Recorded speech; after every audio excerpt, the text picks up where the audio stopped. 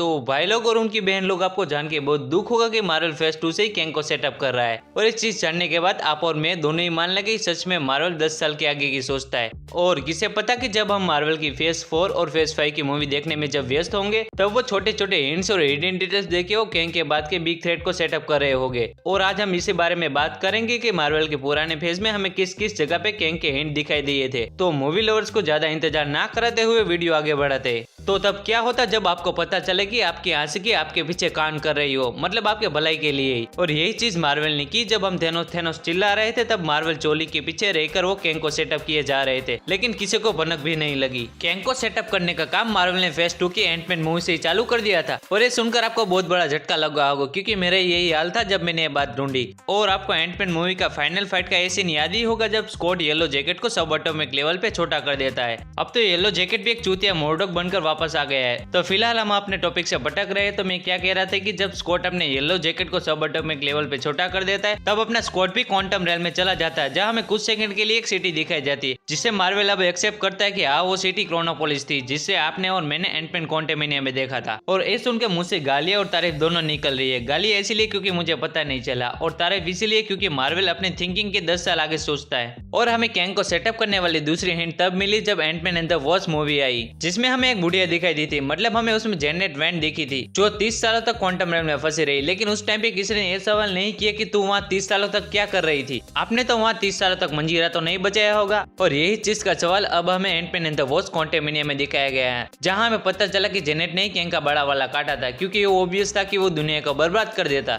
लेकिन सोचने की बात यही है कि उसने किसी को भी कैंग के बारे में नहीं बताया, जबकि वो एवेंजर इन्फिनिटी वॉर के टाइम से ही कैंग के बारे में जानती थी। एंड इसके बाद कैंग को सेटअप करने का जो नेक्स्ट स्टेप था वो एवेंजर एंड गेम और लोकी सीरीज थी। मार्वल ने तो कैंग को स्मूथली तरीके से सेटअप किया है। पहले तो उसने एवेंजर एंड गेम में लोकी को स्पेस स्टोन लेकर भगा दिया और उसी की वजह से हमें पहली बार कैंग का वेरिएंट ही हू रिमेज देखने को मिला। और उसी की वजह से अब हमें कैंग डायनेस्टी और एवेंजर सीक्रेट वॉर देखने को मिलेगी। आप जरा इमेजिन करो कि जब आप आयरन मैन की डेथ के ऊपर आंसू बहा रहे थे तब मार्वल अपने कैंग वाली बड़ी गेम खेल रहा था। मार्वल अपने फ्यूचर की कैरेक्टर के एंड हमेशा अपने मूवी या टीवी सीरीज में देता रहता है, जैसे कि मून नाइट को ही ले लो, जिसमें मून नाइट के एपिसोड 3 में जब मार्ग के पीछे एमेट के गुंडे पड़े हुए थे तब एक गुंडे ने रामाटट का जैकेट पहना हुआ था और अब हमें रामाटट एंटमैन द क्वांटमेनिया के पोस्ट क्रेडिट सीन में दिख गया है। मार्वल की चले तो मार्वल कैरेक्टर की चड्डी को भी हिंट बना सकते हैं। और आपको इस सीरीज की और एक हिडन डिटेल देता हूँ जो प्रोबेबली फ्यूचर में हो सकती है। तो आपने मून नाइट के फाइनल एपिसोड के QR कोड को स्कैन किया ही होगा, जिसमें मून नाइट की comics Moon Knight annual issue number 1 Act of Evil थी। और उसमें मोटा मोटी यही कहानी थी कि विलन रियलिटी को रीसेप और खोंसू को एग्जिस्टेंस से बाहर करना चाहता था। और इसी कॉमिक बुक में खोंसू और कैंग की भी फाइट होती है। और यही चीज MCU में भी हो सकती है क्योंकि खोंसू वो कुत्ते की धूम है जो कभी सीधे नहीं हो सकती। और एंड में वो सबसे बड़ी चीज जिसने कैंग को पूरी तरह से सेटअप किया वो चीज टाइम ट्रैवल शिप, जिसको आयरन मैन ने बनाया था। आयरन मैन एक ऐसा लौता कैरेक्टर था जिसके ऊपर पूरा फ्यूचर डिपेंड करता था, क्योंकि अगर उसने टाइम ट्रैवल शिप नहीं बनाई होती तो कभी एवेंजर कैंग डायनेस्टी होती ही नहीं। क्योंकि अगर टाइम ट्रैवल शिप नहीं होती तो एवेंजर कभी टाइम में पीछे जाके छेड़छाड़ नहीं करते और लोकी भी भागता नहीं और ह्यू रिमेज भी मरता नहीं और वो जिंदा होता और सब लोग गाना गाते। टोनी ने टाइम ट्रैवल के कॉन्सिक्वेंसेस को समझाया था, अगर तुम टाइम ट्रैवल के लेने जाओगे तो टाइम ट्रैवल तुम्हारे ले लेगा। और यही चीज एवेंजर एंड गेम में भी हुई थी जब थेनोस टाइम ट्रैवल करके आ गया था सबकी बचाने के लिए। और Avenger end game movie clear कर देती है कि MCU का फ्यूचर विलन कौन होने वाला था, क्योंकि अगर टाइम ट्रैवल विलन की बात करें तो उसमें कैंग ही पहले नंबर पे आएगा। और थेनोस के बाद कैंग ही ऐसा विलन था जो मार्वल को आगे जाके पैसे कमा के दे सकता था। टोनी के साथ कैंग के कई सारे कनेक्शन देखने को मिल सकते हैं, लेकिन वीडियो को बड़ा नहीं करना चाहता क्योंकि आप देखते नहीं हो। और आपका वीडियो पसंद है तो हमारी इस वीडियो को लाइक कर दीजिए। एंड इसी के साथ अगर आप हमारे फायर फैमिली के साथ जुड़ना चाहते हो तो हमारे चैनल को सब्सक्राइब कर दीजिए। और मार्वल अपने 10 साल के आगे की सोचता है, इस वजह से फेमस है या आयरन मैन की वजह से फेमस है, वो मुझे कमेंट में बताना।